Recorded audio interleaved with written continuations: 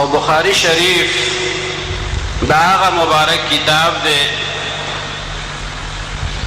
چې اصح الكتب بعد کتاب الله الباری صحیح البخاری.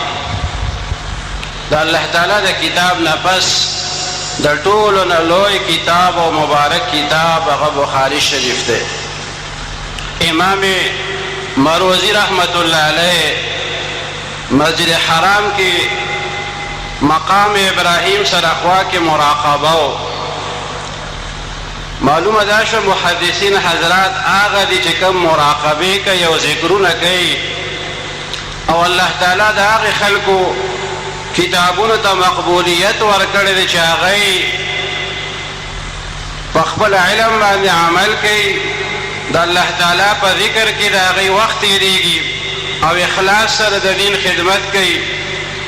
نو امام مروزی رحمت الله علیه هغه مراقبه کوله مقام ابراهیم سره خوا کې په مسجد حرام کې د بیت الله شریف په خوا کې هغه مراقبه کې ویني چې عقاید و جهان صلی الله علیه وسلم مبارک تشریف راوړي او دته وایي چې ته د نورو کتابونو مطالعه کې زما کتابونه نه ګورې.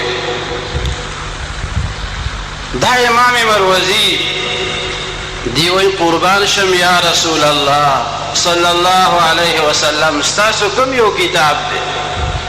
کوم کتاب ستاسو کتاب دی چې د هغې زه مطالعه وکړم؟ رسول الله صلی الله علیه وسلم مبارک ورته فرمایي الجامع الصحیح للبخاری. زما کتاب دغه کتاب دی بخاری شریف. د هندوستان د علماو به دا طریقه وه چې کله به مشکلات زیات شو، مصائب او تکلیفونه به زیات شو، هغوی به علما را جمع کړ او د بخاری شریف به داسې ختم کولو لکه د قرآن پاک ختم چې څنګه کېږي، دې سپارې چې څنګه تلاوت شي او بیا هغې د پس دعا کېږي. نو داسې به دی د بخاری شریف اهتمام کولو، هغه به ټول تلاوت کو او بیا به د هغې نه پس دعا وکړه او د هغه ختم بخاري د برکته به هغه ټول تکلیف الله تعالی لرې کړي.